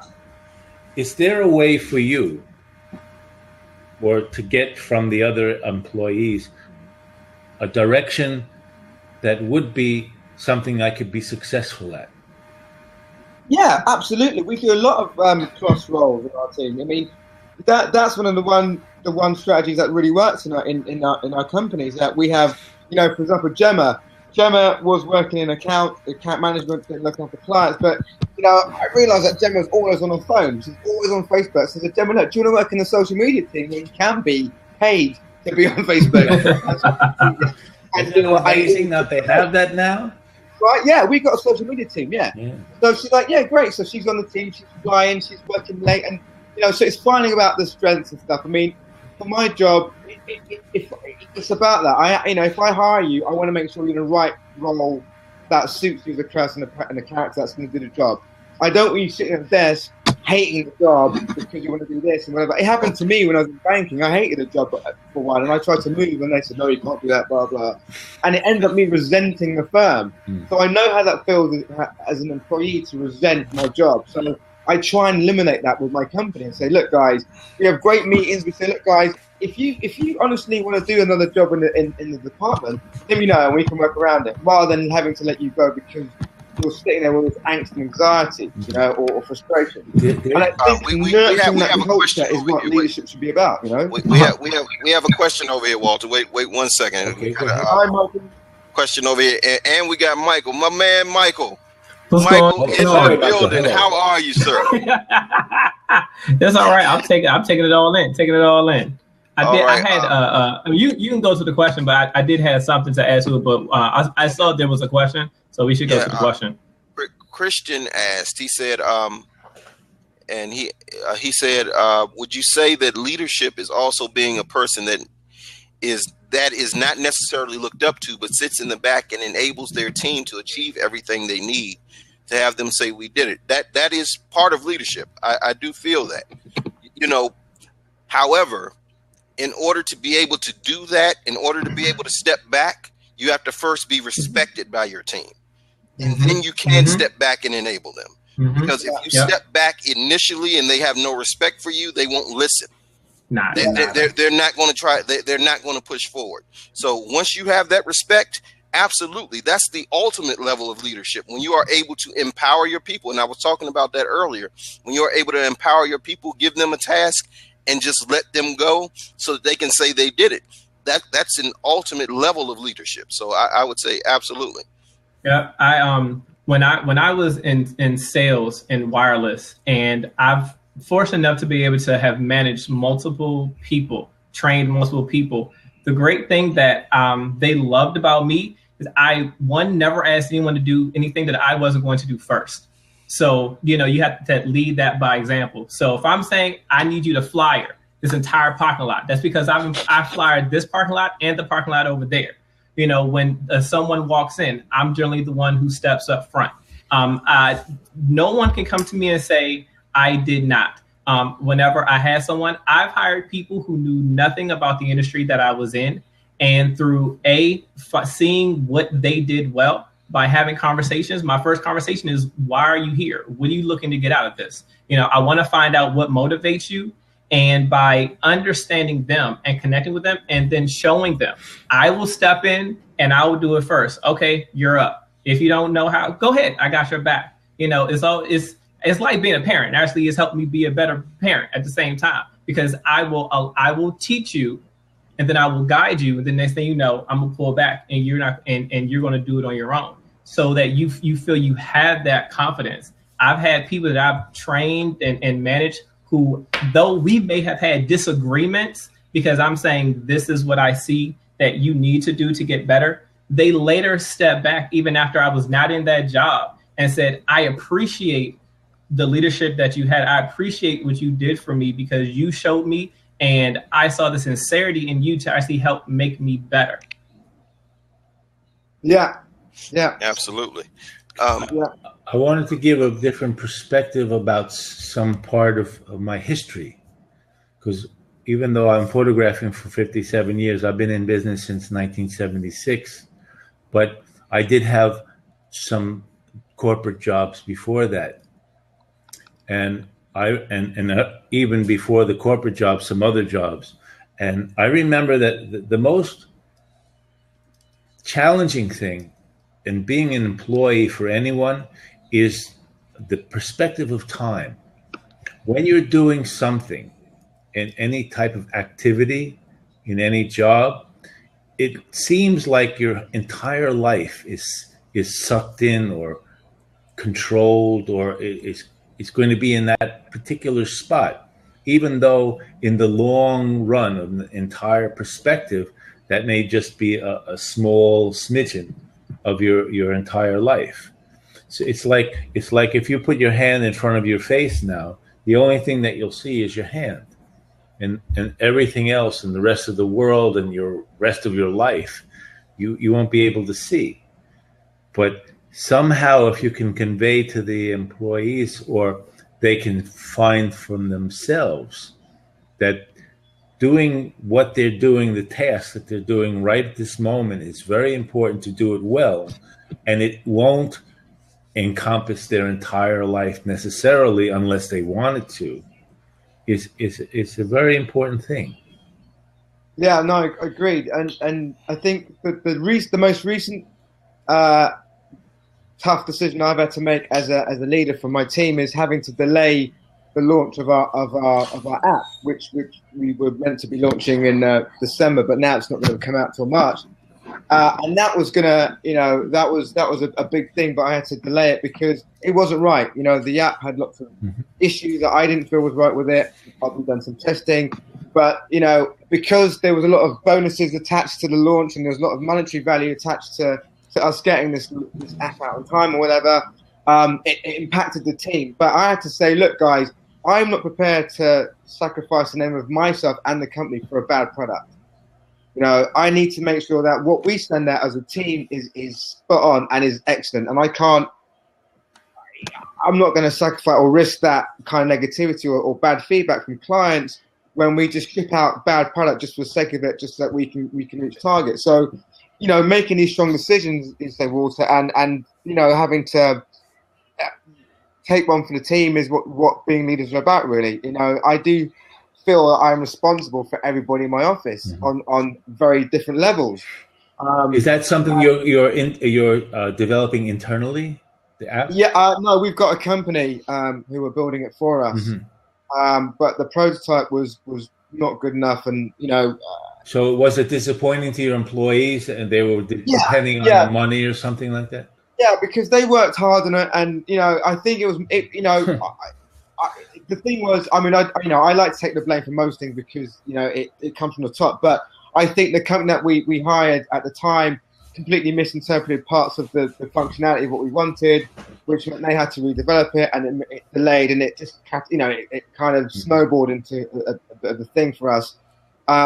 And that impacted our revenue stream, which meant that we are 6 months behind on what we had to do with our. But so it's quite a few things. But most importantly was the pride of work that my team put into it, and all the sweat equity they put into it, and all the kind of the long hours. So, and I said I wasn't going to do it. I wasn't going to send out a bad product and make us look bad as a company, because my clients are everything, and I need to make sure they've got the best product possible in their hands. Well, that's just part of the learning experience. I remember both in ABC Records, the American Broadcasting Company, the record company, and London Records and Atlantic Records. I was there at the very point that they were just beginning to put in the computer systems. Everything was done by hand before then. So this is back in the 70s, 71, 73. And so I and in certain cases, a few other people had to do two jobs. We had to do it by hand, and you had to input it in the computer system and then match it up. And if there was a problem, we had to do troubleshooting.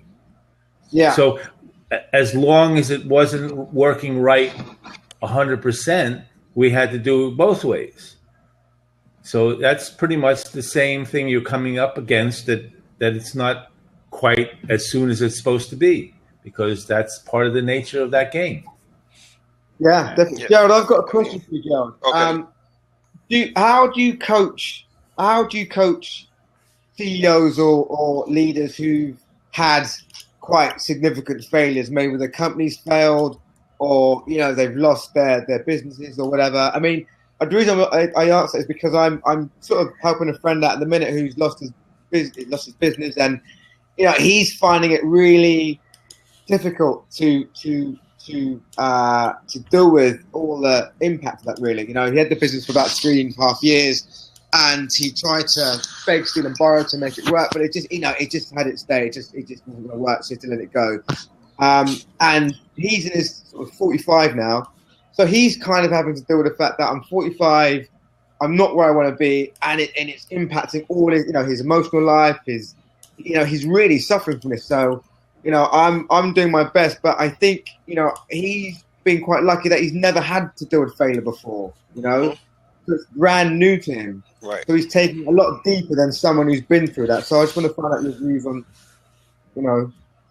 what would you say to the guy who's had it really good and all of a sudden it's failed and he's got to kind of rebuild his life again? Have fun. Well, okay. He said have fun. Really? Because now he's got this pressure that he had for a long time, right? He must have had pressure that it wasn't working. Yeah. So now the pressure's off. So if he could somehow have fun and enjoy himself and find where he wants to go next. His mind, yeah. I mean, Walter. His mind is so. I mean, he's kind of really like, he's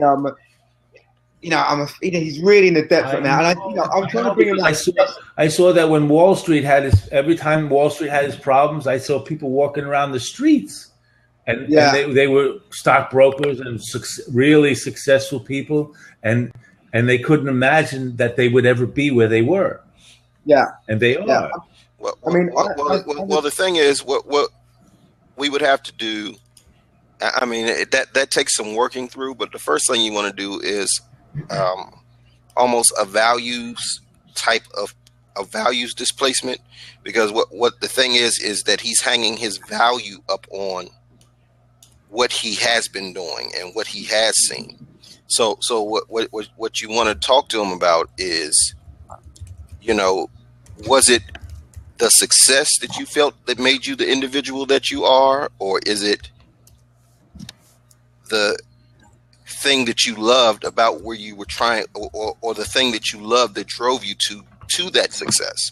Because right now his value is all on what he was doing. He's placed his value strictly in his success. And the thing is, we can get you back to success, but we got to fix the mess that you're creating by displacing your own personal worth with that net worth. You see what I'm saying? Yeah.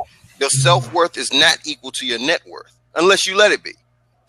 So you have to do kind of a value displacement with him so that he understands that he's placing the value on the material thing, not on the internal thing, because the internal thing is what created the material thing in the first place. So we can fix that. If we fix what's going on in there, we can help manifest another great company.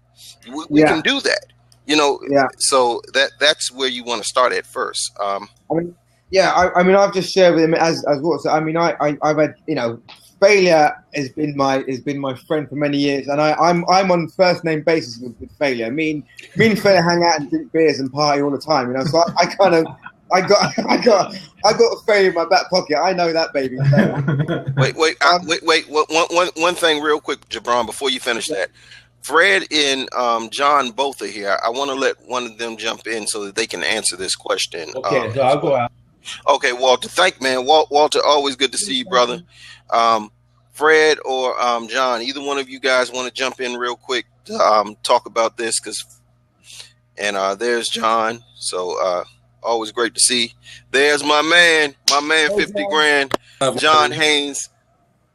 How you guys doing? Phenomenal. Awesome. How are you?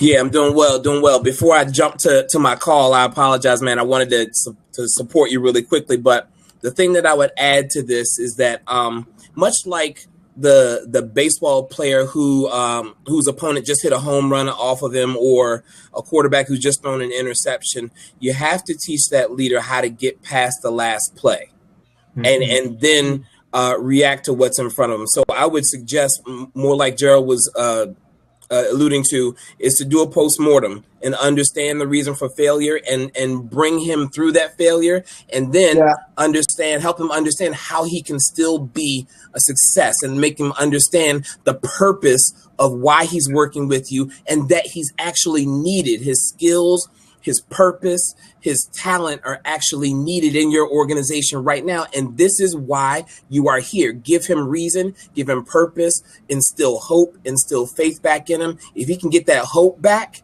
then he's going to be on again. Yeah. John, the thing is, it's his own company, and he's seen me grow, and because it's kind of fun. He's seen me fail. Yeah. saw me, you saw me struggle and fell, and I got back on my feet quite quickly because I adapted quite quickly to what I had to do, and I'm quite highly motivated like that. And I think for him, he's quite, he's never had to fail as much as I have, and he's kind of, quite laid back about it really, and his sense of urgency's gone, and it's trying to find that spark in him again to kind of say, look, this is processed and it's not over yet. And he's the type of guy that would take probably 6 months to a year to just kind of just let it go and then evaluate again, which is fine. I mean, some people got to recover how to recover, Now, my question is, are you coaching him, or is he just a friend you're trying to give some guidance to?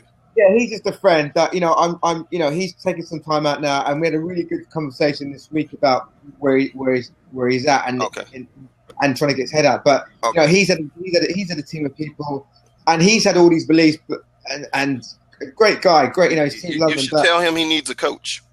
Yeah, well, I'm just being honest because honestly, as his friend, there's only so much you can do. Right. He's not going to listen that much, especially if you don't have the time to do it. Exactly, and you don't have the time to do it. And on top of that, because you are so close, he could come in this room right now. He could hear me, John, and Michael say the exact same things, and you have just told him all that stuff. He's not going to be able to receive it. He's too close to you.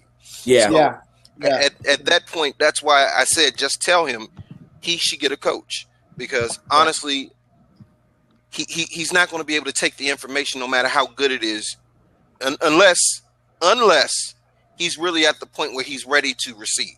See, that's a difference. So go ahead, John. No, I would just want to stand on your shoulders what you just said. I think you really have to also assess, is he ready to get back in the game?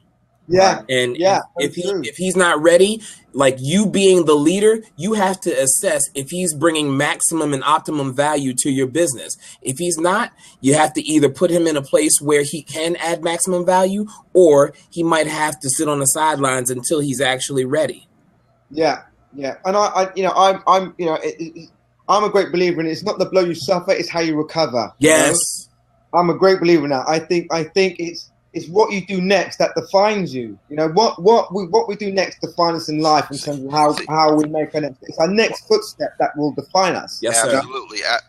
One thing that I've always been of the mindset is that strength isn't about how much you can take before you break. Is how much you can take after you feel like you've been broken. Well, and it's not that you're broken, you just feel broken. So don't ever let him tell you he's broken, because that's a horrible defeatist attitude. That's a long way to dig out of. Yeah. And if he stays like that for too long, that I'm a believer. Well, that's how you fall into that depression state. Yes. You don't allow yourself. See, anybody can. You have challenges regardless. Right, life is a consistent challenge, and but in some way, shape, form, or fashion, there has to be something greater than you that's going to allow you to get up. Even if you start incrementally down the line, he could start to just rebuild the mindset, let go of all that stuff. Because see, when you fail and you're really, really good, and then you fail, all you're going to keep thinking about the illusion of the pain of what was is not helping you move forward in the present. Yeah. But that's what's going to constantly go through your mind, and that's what you feel on the inside. That was hot. Until you can. I just made that up. Yeah. Until you are able to let go of that, then a coach that will be tough, and like when I was going through my own, I worked harder on myself than I worked on my business, than I worked necessarily on my job, because if I couldn't get my mind together, I can't inspire anybody. That's right. So I had to find something bigger than myself, regardless of whether it was my family, regardless of whether I need to eat, regardless of I need to make sure that the people are relying on me to make sure that I'm moving forward, then I was no good. So, that's key. Otherwise, he's going the time period that you're allowing him to kind of get it together, he may not ever get it together. And that's the thing. What I'm trying to do is I walk in a path of love. Okay, I walk in two paths. People walk in. You walk in love, or you walk in fear. Okay, and for me, fear is another thing. Fear is a great enabler, and it will set you down, and it will make you shroud yourself in depression if you're not careful. Oh wait, fear. No, see, fear. Let me talk about that 1 second, because now you're barking up my tree, and we're supposed to be talking about how to inspire leaders in your organization, but this is talking about how to inspire people in general. But okay. Fear does one of two things. Yeah. Only one of two things. It either paralyzes you or it propels you. Right. Yeah. Run like heck from what they're scared of, or they freeze up because they don't know what to do. Right. So again, if to go back to Michael's point, what he was talking about, and I'll just take the beautiful eloquence off of it, and I'm just going to give it to you crazily. Put the stank on it. Yeah. His ego is bruised. Yeah. His ego is hurt right now. Yeah. And for a man that has been successful for a long time, that's a hard thing to repair. Well, yeah. Because if you're used to being the best, that's why athletes have problems retiring, when they know, man, I'm not as fast as I used to be, but I can still do it. I'm still better than this guy, though. Okay, but you're better than that guy, but that guy really doesn't even get on the field. He doesn't even play. So healing from the fact of him feeling like he has to be here, understanding that he's still here. Yeah. You just come down a little notch. Now you need to go a different direction. You are not a different person. Mm-hmm. You're just having a new challenge so that you can be better. And challenges come up so you can improve. Yeah. And that's the thing that you have to get him to understand. Yeah. Yeah. Humility. Yeah, and piggybacking on that athlete example, he just might have to find a different way to use his body. You know, he might have been hurt and he might just have to move differently. He might now need yoga in order to, move differently and be differently and get his mindset back. And maybe he comes back better, bigger, faster, stronger than he was before. But he has to have that period where he does actually recover instead of constantly playing hurt. Yeah, that kind of self-deprecation and you're right, but the ego is definitely bruised. So, I think, and wait 1 second, guys. I want to let Fred in here. Hey man, I'm gonna jump off because I got a call to get to, but I'm gonna try to get back on in a minute. Okay, cool, John. Thank you so much, brother. Man. See ya. John Haynes, powerful brother, man. And now, I got a fire me. John is phenomenal, and now my main man, Mr. Fred Oban, the leader's leader. I love this man, the bishop of leadership. Fred. Michael, Gerald, thank you very much for your support this afternoon and the blab we had with Blair Glazer. I've been listening with rapt attention here about is it Gibran? Yeah. Gibran, sorry. Quandary, if you will. Okay. Yeah. First of all, fear. I have the exact same reaction as the Reverend just did over here. Right. Okay. Good leaders, first of all, they recognize their fears. Yeah, I do. Yeah, absolutely. But you never ever let that fear translate into your leadership environment. It doesn't matter how freaking scared you are. Because fear, like conflict, can be a toxin. Yeah. Or it can be a tonic. Yeah. Yep. Woo. And I mean, no one. I mean, the thing is, with how I've dealt with my fear issues is through experience, because I've had to do it with my last business, and that was scary. So when it comes to my staff, I don't really. They don't know if I'm scared or not. I don't talk to them at level. I don't. It's all about positivity and dealing with a task. And can I say one thing to you, Jabron or Jabran? Yeah, call me Gibbs. Okay, Gibbs. Yeah. Okay. Well, Gibbs. Here's the thing, and I just. This is something I try to teach my people, and I know this is a very important leadership thing for me. I always tell people, I don't ever want you to say you're fearless, because fearless people are careless. Right. Understand that. You know, fear can be good, fear can be bad if you allow it to contaminate you. Like you said, it can be a tonic or a toxin. Yeah. However, because courage can only be there if the fear is present. You can't be courageous if you're not afraid. Yeah, that's true. Yeah, I mean, that's the guys who are fearless scare the crap out of me. Yeah. Yes. Okay? I'm a guy that spent 40 years at the pointy end of life. Okay. Yeah. I mean, at one point I served 6 years in Africa, and I firmly believed that everybody there was trying to use my nipples for target practice. The fearless leaders, especially if they're dumb fearless leaders, get a lot of people killed. They make businesses crash and burn and all that. No. Yeah. Courage is about overcoming your fears. And the added burden for the leader is you're not just fighting your fears, but you're fighting fears on behalf of everybody you lead. Absolutely. Yeah. Okay? Yeah. And that's what separates the men from the boys in this thing, okay? So if you're the only guy who's been able to fight your fears and you're the dude in charge, guess what? You're going to have some problems down the road. I wanted to comment on one thing now, because it was getting into a blab I was having with Gordon Treadholm earlier. It was another great guy you should put on your list. Anyway, when you start talking about failures, people like talking about the plucky leader who, regardless of how many failures, or you say you and failure are pub mates. Okay, great, I love it. I usually like to tell guys who I'm counseling or coaching or mentoring, I said, listen, I don't care if you make mistakes. You shouldn't care if you make a mistake. But you should be absolutely freaking terrified if you make the same mistake twice.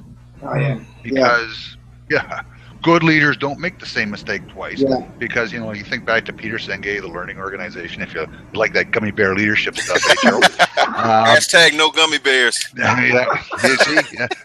I tell you, man, this is gonna run. We got to do a blab with no gummy bears. No, people are actually hashtagging it. We had some hashtag no gummy bears. I've seen some of those. Yeah. Well, I put a few up myself. So what was I saying? Right. So great leaders are the adaptive ones, right? And when you think about your failures, it's really about how do I adapt and overcome them. And the first principle of adaptation is intelligence from an evolutionary perspective. Okay, based on this failure, what context appropriate behavior or decisions am I going to make? What have I learned? What would I do differently? That's why I say you should be terrified of making the same mistake twice. Because if you do make the same mistake twice, if you do have the same failure twice, then no offense, you might be in the wrong line of work. Okay, so in one extreme occasion, or perhaps you haven't had the opportunity to sit back and think objectively about what was the cause of failure. And sometimes this is where it's good to get an outside person, like the good Reverend or Michael or something like that. Someone who could sit there and say, okay, I've heard what you said. I'm not really there to be your friend, but I will give you what I think is cogent counsel. And what you do with it from there on is up to you. Yeah. So, there's that degree of, coaches, some of the best coaches are the dispassionate ones. They love their players, but, they got the stone face there when they're sitting on the 50-yard line, that kind of thing, right? Yeah. Except for hockey coaches. They just want to go over and punch the other guy out. By the way, I just want to mention to all you fine American people that who are also on the blab that Toronto won the American League East. So, suck it up, sunshine. Someone said, well, all our player, Maryland Americans will say, well, we're winning all the Stanley Cups. And I said, well, all your players are Canadian and all our baseball players are Cuban. So, I'm not sure what the recipe for success is here. So when you're talking about failure, before you start talking about how resilient you are, before you start going off on that next adventure, what have you learned? And what have you learned is the counter to resilience should be is how robust must I be? Mm-hmm. Yeah. That's the key here. So resilience, everyone loves the plucky boxer that gets knocked down 10 times. But if he gets keeps getting knocked down to him, and he'll have brain injuries. Yeah, exactly. I was about to say that. Yeah, he's going to be brain dead. My thing to just add on to what Fred said is, you know, killing all these corny cliches, and that's where we started talking about the no gummy bear stuff, because people throw cliches around that just, oh, well, this fits because they can't think of anything else. It's a lazy thing. That's why they throw in cliches. It can all be solved with love. Yeah, you know what I mean? Yeah, all the stupid stuff. So, like the cliche that experience is the best teacher. Yeah, that's baloney. That, well, we're grown in here. Well, when we go off the record, I'll say what I really think it is. Experience is not the best teacher. Evaluated experience is the best teacher. You have to evaluate what has happened. You can't just look at it. I mean, we've all had experiences. We've all had tons of them. However, how many of us know somebody that's 50 years old and still acts like they're 25 years old? That still don't have the concept of how they can move forward, how they can be successful, what they want to even do with their life. So, so it's not just about the experience. It's what are you doing with the experience? How are you compartmentalizing it? Because whether they realize it or not, we all compartmentalize what's happened to us. Yeah. If I was acting like I was 25 years old, same way I was 25 years old, I'd be dead tomorrow. Lord, gotta put things in context here, guys. I'm only that one experience. You can't, you know, if you can't. Okay, so me being into everything I do is pertaining to phones. I've separated myself from every mobile operating system. That because that way I don't work for them. So I have everything. I'm able to objectively say what I like and don't like. You know, you see, you manage one way, right? It may or may not have worked. Okay, let me take a step back because everyone's different. Let me manage or lead this way to see which one does, you know, if it does or does not work, or what reaction. That way you're able to take inventory of yourself and the people who you're leading at the same time. You can't get through life only doing it one type of way. It doesn't work, not in the real world. No, true. And just to go back to your point there, is it John or Fred? Is it John? Fred. That's Fred. So after you know, when I had the bricks and mortar company the last 2 years, and we hit a very, very difficult point, and I had to make a decision about flipping the business into a tech company. We was at a very, very, very difficult age, and I made tons of big crucial mistakes way in the beginning. I made mistakes right at the start of the business that affected us, and pretty much, hands up, caused pretty much a significant amount of failure in the business. Okay, so this time round, I said, you know what? I'm going to get all the things laid up for me that I'm not going to. So I learned what went wrong. I've got a board of directors now who supersede me and kind of oversee what I'm doing now, because we're getting VC money, we're getting large amounts of money in, and we're getting funded. So we need to make sure that every facet of our business. You have to have that separation of church and state. Yes, you do. Right. Yeah. But I mean, and you know, hands up, you guys are right. You're right. When I look back at it, I was scared of making sure I wouldn't do the same mistake. So the fear put me in the right direction to make sure I would not make these same mistakes. Because the last time I was on my own with a bunch of money, and I didn't have any board members. It was me, lots of money, and the future staff. And I did what I think was right, and then I hired staff, and it didn't work. You know, it worked out to a certain degree, but then it wasn't enough to propel it into the next few years. So I had to go, right, I need to change this business up and make it sustainable and scalable. But doing that with support. And part of my learning experience as an entrepreneur leader was that I never asked for help in the beginning. I kind of thought, you know what, I'll do it my own, and I can do everything and whatever. Wrong. Yeah. So I had to understand and audit myself again and go, right, Gibbs, you know what? And this is only in the last 6 months. Last month, I realized that, Gibbs, you know what? You're really good at one thing. Focus on one thing. Accept who you are. Own everything about you, who you are, and also own your failures. Understand that you can't do these things. You know, not that you can't do them, but but somebody else might be better equipped to do that. You know, I understand that, and by me accepting all these things and understanding these points, I become a much better leader, and I think I'm a businessman because I've owned up to certain things and you know, had to, you know, throw my hands up and say, look, you know what? Yeah, completely. I completely screwed that right up, you know. But now I'm going to put this in place to ensure that I've got a greater chance of success, you know. There you go. I was going to say, Jibs, I'll summarize it for myself. I can't speak for everybody here. However, I just feel honestly that all great leaders at one point had to be humbled. Yeah. Because we all, you know, we all at some point think we can do it all. We are Superman. We are 10 feet tall and bulletproof, and it doesn't matter what happens. I'm going to fix it. Yeah. And after you get humbled, you know what you become? You become a leader. if you learn your lesson, yes, qualify that. Yeah. If you learn your lesson, you then become a leader, because that allows you to understand that M in me needs to be turned upside down so you can see the W and it be we.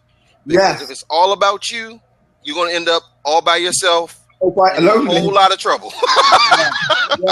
Right. That's a fact. In a cardboard box.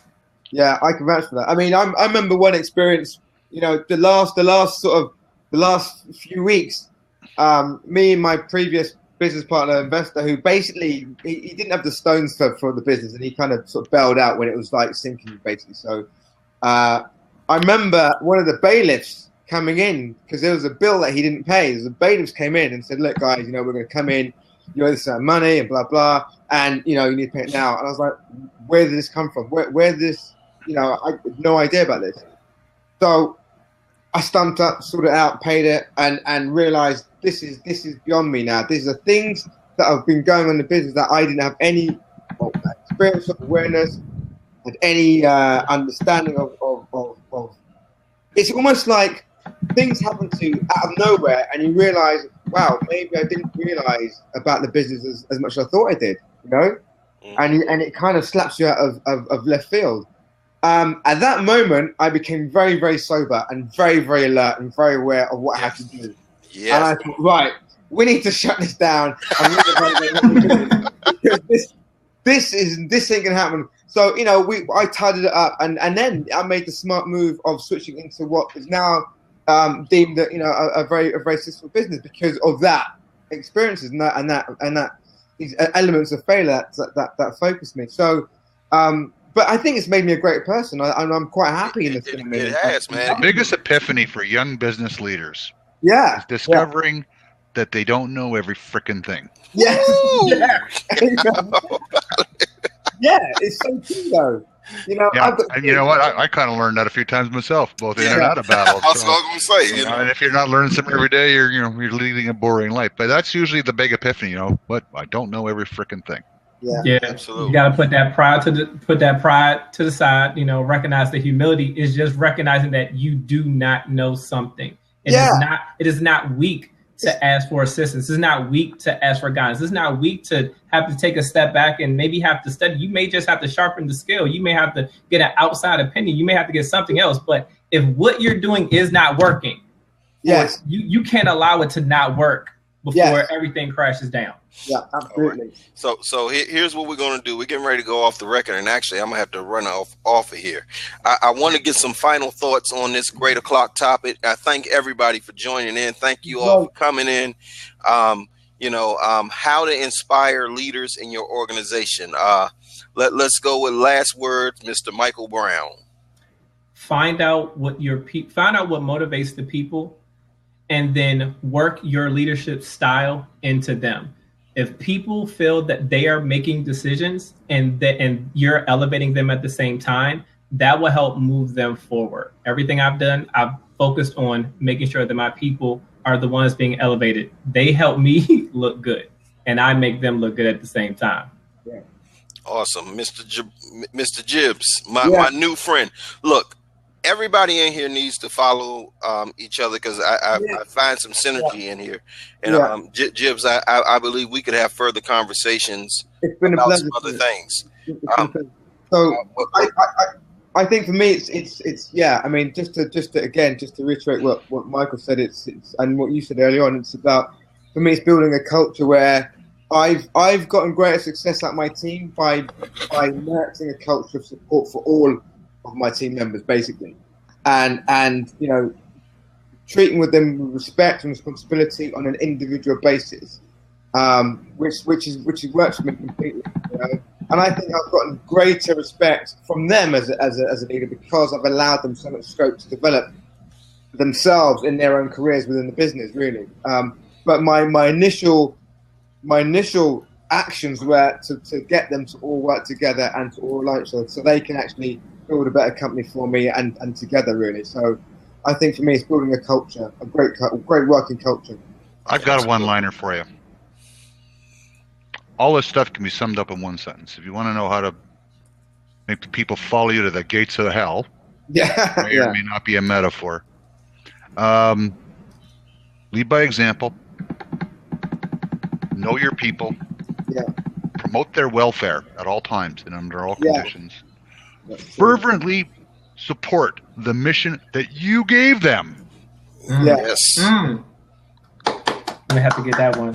And if you've got all those things going for you, they will follow you to hell and back. Yeah. Because they know that you're going to support their mission. If the shit goes wrong, you're going to promote their welfare. And you're by example, you're not going to be asking them to do anything you can't do yourself. Yeah. In terms of values or actions. That's it. And there you go. Cool. And this has been a great topic. My final word would be, you know, surround yourself with the right people initially. Provide them a proper vision, for without vision, the people will perish. Yeah. And 3, lay it yourself on the line, and they will lay themselves on the line for you. Yeah. Nobody's going to bet on you if you won't bet on yourself. Absolutely. So that's no wonder they call you the Reverend, because you can actually hear somebody giving that from a pulpit, man. Oh man! So I thank everybody. This has been great. Yeah. Thank you all for being part of Great O'Clock tonight. We will see you all very soon.